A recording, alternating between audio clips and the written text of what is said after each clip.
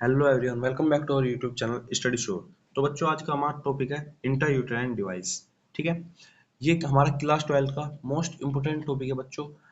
Regularly ये क्या है बच्चों, कंसिस्टेंसी के साथ इस टॉपिक में से हमेशा नीट में क्वेश्चन आ जाता है। तो ये मोस्ट इंपोर्टेंट टॉपिक है नीट के पॉइंट ऑफ व्यू से, और क्लास 12 के जो बोर्ड एग्जाम होंगे उनके लिए भी। ठीक है, इसमें नोट्स भी आपको अच्छे मिलेंगे जो मैंने पीडीएफ बनाई है, और आपको समझाऊंगा भी अच्छी तरीके से, कोशिश करूंगा बच्चों। ठीक है, तो चलिए स्टार्ट करते हैं। फर्स्ट है डेफिनेशन। इंटरयूटेराइन डिवाइस है क्या?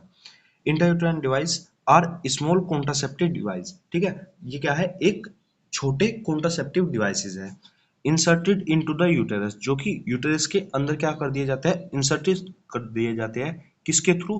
Train health care professional to prevent pregnancy.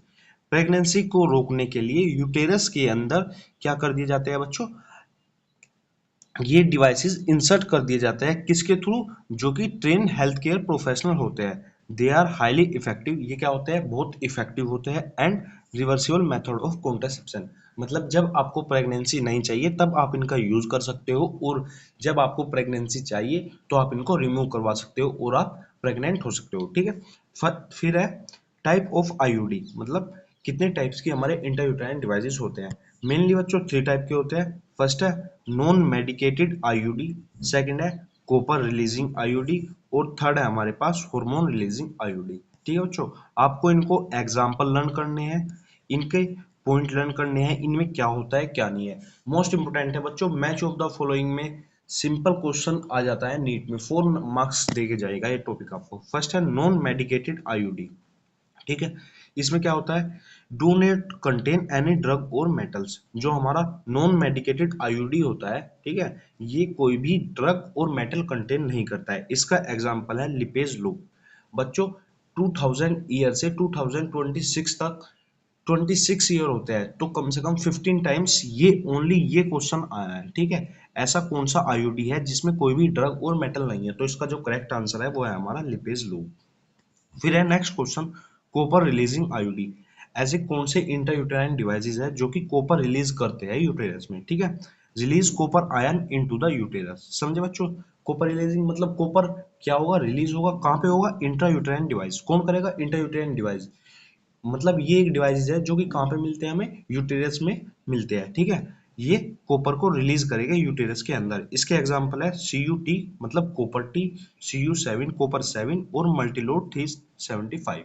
ठीक है, इसका मैकेनिज्म क्या होता है, जो कॉपर आयन होता है बच्चों, वो क्या करता है, रिड्यूस करता है स्पर्म की मोटिलिटी को एंड फर्टिलाइजिंग कैपेसिटी को। ठीक है, जो हमारे कॉपर आयंस होते हैं बच्चों, आपको लर्न करना है, जो कॉपर आयन होते हैं वे क्या करते हैं, स्पर्म की मोटिलिटी, मतलब जो स्पर्म चलते हैं, ठीक है, जैसे हम चलते हैं तो ये हमारी मोटिलिटी है, ऐसे ही स्पर्म भी चलते हैं, स्पर्म्स की मोटिलिटी होती है। ठीक है, उसको क्या करता है, रिड्यूस कर देता है, रोक देगा। और जो फर्टिलाइजिंग कैपेसिटी है, जो स्पर्म ओवा को फर्टिलाइज करेगा, उसको भी क्या कर देता है, उसकी एफिशिएंसी को डिक्रीज कर देता है। सेकंड पॉइंट है increase phagocytosis of sperm in the uterus, मतलब जो यूटेरस के अंदर कुछ ऐसा इन्वायरमेंट क्रिएट कर देता है जिससे स्पर्म की सेल को क्या हो जाता है, खा जाता है। ठीक है, जो भी वहां पे बैक्टीरियाज होते हैं, जो भी मतलब ऐसा इन्वायरमेंट क्रिएट कर देगा। अगर आप किसी दूसरी जगह जाओ और वहां पे इन्वायरमेंट अच्छा नहीं है, तो आप वहां से क्या आ जाओगे, उल्टे आ जाओगे। ठीक है बच्चों, ऐसे ही क्या कर देता है ये फेगोसाइटिस, मतलब ये मार ही देता है। ठीक है, फिर है थर्ड है प्रिवेंट फर्टिलाइजेशन। फर्टिलाइजेशन को क्या करेगा, प्रिवेंट कर देगा, रोक देगा। ठीक है, हमारे जो कॉपर रिलीजिंग आईयूडी है वो 3 टाइप की है, कॉपर टी है, कॉपर 7 है, और मल्टीलोड 375 है। ये कॉपर आयन रिलीज करते हैं यूटेरस में, जो कि स्पर्म की मोटिलिटी को रिड्यूस करता है और फर्टिलाइजिंग कैपेसिटी को रिड्यूस करता है, प्रिवेंट करता है फर्टिलाइजेशन को। ठीक है, इंक्रीज करता है phagocytosis of sperm in the uterus. फिर नेक्स्ट है हमारा हार्मोन रिलीजिंग आईयूडी। ठीक है, ऐसे कुछ हार्मोन्स भी होते हैं बच्चों जो कि हमारी प्रेगनेंसी को क्या कर दे रहे हैं, स्टॉप कर दे रहे हैं। ये क्या होता है, रिलीज हार्मोन, यूजुअली प्रोजेस्टिन। ठीक है, एग्जांपल है बच्चों इसका LNG20 और प्रोजेस्टेरोन। ठीक है, दो एग्जांपल है, LNG20 और प्रोजेस्टा। फिर थर्ड है, इसका मैकेनिज्म क्या होता है, ये जो हमारी सर्वाइकल म्यूकस है उसको क्या कर देता है बच्चों, थिक कर देता है, make the endometrium unsuitable for implantation. जैसे फर्टिलाइजेशन के बाद बच्चों कौन सा स्टेप होता है हमारा, इम्प्लांटेशन, वो कहाँ पे होता है, यूटेरस में। तो ये क्या कर देता है, एंडोमेट्रियम इम्प्लांट जो हमारा इम्प्लांटेशन होता है बच्चों वो कौन सी लेयर पे होता है यूटेरस की, एंडोमेट्रियम पे। तो ये एंडोमेट्रियम को क्या कर देगा, अनसुटेबल कर देगा, मतलब अच्छी तरह प्रिपेयर नहीं होगा इम्प्लांटेशन के लिए, ठीक है। और उससे क्या होगा, और जो नेक्स्ट पॉइंट है वो क्या है बच्चों, रिड्यूस स्पर्म ट्रांसपोर्ट। और जो स्पर्म ट्रांसपोर्ट होता है उसको भी क्या कर देता है, कम कर देता है, ठीक है। जो हमारी हार्मोन रिलीजिंग आईयूडी है उसमें भी 3 स्टेप्स है बच्चों। जो सर्वाइकल म्यूकस है उसको थिक कर देगा, एंडोमेट्रियम को अनसुटेबल करेगा, किसके किसके लिए, इम्प्लांटेशन के लिए, और स्पर्म के ट्रांसपोर्ट को क्या कर देगा, डिक्रीज कर देगा। अब जो हमारे आईयूडी है उनके बच्चों हम एडवांटेजेस और डिसएडवांटेजेस पढ़ेंगे। फर्स्ट है एडवांटेजेस। ये कैसे होते हैं बच्चों, हाईली इफेक्टिव, ठीक है। इनके चांस 99.9% से भी ज्यादा होते हैं, ठीक है। ये कैसे होता है, लॉन्ग टर्म कॉन्ट्रासेप्शन होते हैं, ठीक है। लंबे टाइम के लिए हम इनको यूज करते हैं।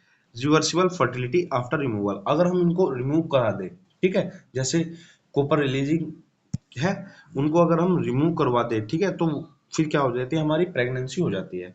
फिर है नो डेली एक्शन रिक्वायर, इनके लिए कोई भी डेली एक्शन रिक्वायर नहीं करना पड़ता। कॉस्ट इफेक्टिव और ओवर टाइम, ठीक है। कॉस्ट भी इनकी क्या है, कम है, और बहुत लंबे टाइम के लिए ये यूज होते हैं। फिर है डिसएडवांटेजेस। डिसएडवांटेजेस क्या होते हैं, क्रैम्प आफ्टर इंजर्शन, अगर हम कोई भी इंट्रायूटेराइन डिवाइस यूटेरस में इंसर्ट करेंगे तो जब क्या होगा बच्चों, क्रैम्प्स हो गए, ठीक है। इरेगुलर ब्लीडिंग और स्पॉटिंग, ब्लीडिंग भी क्या होगी, इरेगुलर होगी और स्पॉटिंग होगी बच्चों, ठीक है। हैवियर मेंस्ट्रुअल ब्लीडिंग, मेंस्ट्रुअल के टाइम पे क्या होगी, ज्यादा ब्लीडिंग होगी, more common with copper IUD, ठीक है।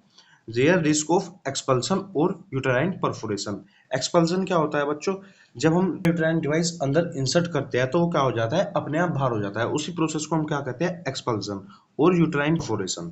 अब जो नीट के लिए पॉइंट इंपोर्टेंट है, जिन पे सबसे ज्यादा क्वेश्चन बनते हैं वे है हमारे नॉन मेडिकल आईयूडी के example, lipase loop, copper releasing, copper T और कॉपर 7 एंड मल्टीलोड 375।